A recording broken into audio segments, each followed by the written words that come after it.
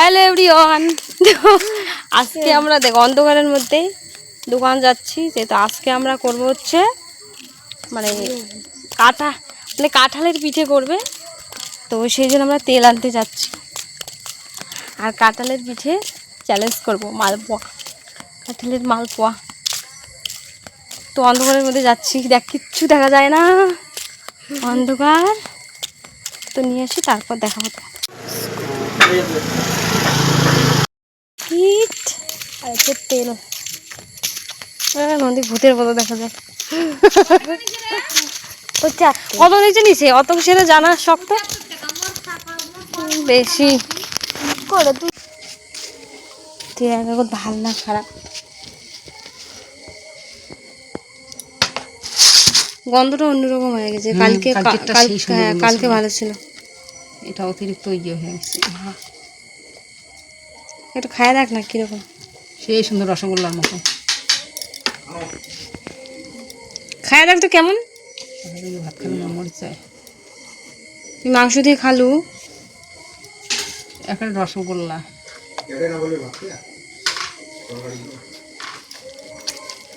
পিঠে নালা খাবো ইয়ালা পচা আছে, ওই দিক দিয়ে ওই দিকটা পচা, এই দিকটা খাওয়া যাবে না।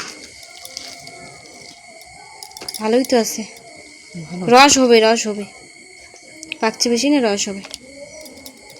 এটার আঁশ নাই, এরকম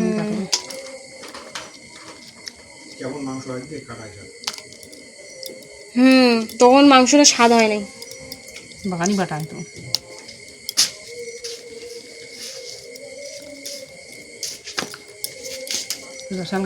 কাকির মাংস কিন্তু রান্না করলে কিন্তু স্বাদ হয়, কিন্তু আজকে কিন্তু স্বাদ হয়নি মনে হয়। বাগানি বাটা বাগানি চেষ্টা করলেও ভালো না হয়।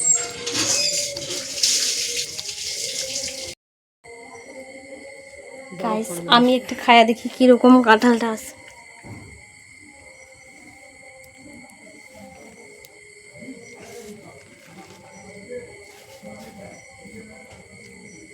ভালো হয়েছে তো,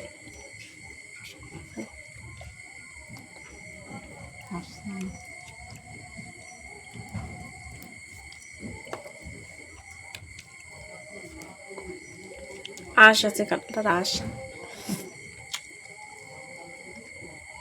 সত্যি, আঁশ মিষ্টি খুব, অনেকগুলো আছে আর দেখাই। তো দেখো একটা কাঁঠালের মধ্যে দেখো কতগুলো কাঁঠাল বেরিয়েছে, ছোট কাঁঠাল, সরি এক গামলা কাঁঠাল, এই কতগুলো কাঁঠাল। তো এইগুলো আমরা রস করব, যেহেতু আমরা মালপোয়া বানাবো আর কি, যে আমরা পিঠে বলি, মালপোয়াটা বলি না।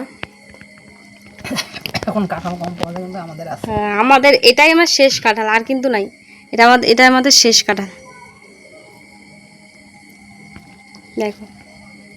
দেখো বন্ধুরা, আমাদের কিন্তু এই যে এই খাঁচাটার মধ্যে রস করবে, এই খাঁচাটা দিয়ে রস করার মতো কিছু নেই, তার জন্য খাঁচাটা দিয়ে রস করবে। না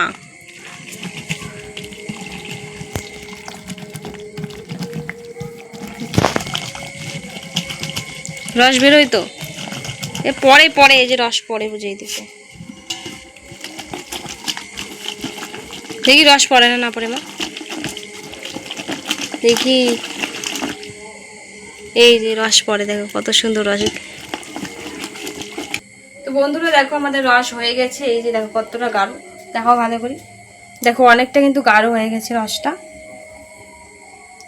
তোমাদের রস হয়ে গেছে। এখন দেখো আমরা কিন্তু কাঁঠাল পিঠে হচ্ছে আটা দিয়েই করেছি, মানে চালের গুঁড়ো আর অন্য কিছু দেয়নি আর কি, শুধু আটা দিয়ে। দেখো মা ভাবছিল যে একটু আটাটা গুলিয়ে নিই, না হলে যদি কাঁঠালের রসটা আগে দিলে যদি দলা দলা হয়, তো সেই জন্য একটু আর কি জল দিল, কিন্তু দেওয়ার পরে কিন্তু দলা দলাই হয়েছিল, পরে ভালো করে মিশিয়ে নিয়েছে মা। আর আমাদের হচ্ছে কাঁঠাল পিঠে বানানোর জন্য যে রসটা দিয়েছে বেশি পড়েছে রস, তো দেখতে পেলে যে হয়ে গেছে। আর এই জন্য কিন্তু আমাদের প্রথমবার পিঠে যখন মানে ভাজে তখন কিন্তু হয়নি, তো দেখতে পাবে দেখো কীরকম মানে ভেঙে ভেঙে যাচ্ছিলো আর কি। তো একবার তো ওরকম হয়েছে, পরে আর একবার দিয়েছে, তখনও ওই রকম আর কি ভেঙে গেছে। তারপর ভাবলাম যে না, রসটা বেশি হয়ে গেছে, পরে আরও আঠা দিয়েছিলাম ওখানে। তো তারপরে হয়েছে, তোমরা দেখতেই পাবে। এটা ভালো হয়নি প্রথমবার দ্বিতীয়বার ভালোই হয়নি, তারপর থেকে ভালো হয়েছে। আর এই হচ্ছে পিঠেটা কিন্তু খুব তুলতুলে হয়, খেতে কিন্তু ভীষণ ভালো লাগে। তাল পিঠের থেকে কিন্তু ভালো লাগে, খুবই সফট হয়। তোমরা খেয়ে নিতে পারো, মানে বানাতে পারো। তো আমরা হচ্ছে আটা দিয়ে বানিয়েছি, জানি না কে কীভাবে বানায় আর কি। তো আমরা এইভাবে বানিয়েছি আটা দিয়ে, আটা আর কাঁঠালের রস, আর কিচ্ছু দিতে হয় না। হচ্ছে চালের গুঁড়ো দিয়েও হয়তো বানায়, আমার মনে হয় চালের গুঁড়ো দিয়ে বানাচ্ছে, আটা দিয়ে বানানোই ভালো হয়। তাই এখন আটা দিয়ে বানালে আর কি নরম, খুবই নরম হয়। দেখো তারপরের প্রথমবার তো এরকম হয়ে গেলে, প্রথমবার দ্বিতীয়বার, তারপরে দেখো কত সুন্দর হচ্ছে, ফুলকো ফুলকো। দেখো অনেক সুন্দর হয়েছে কিন্তু।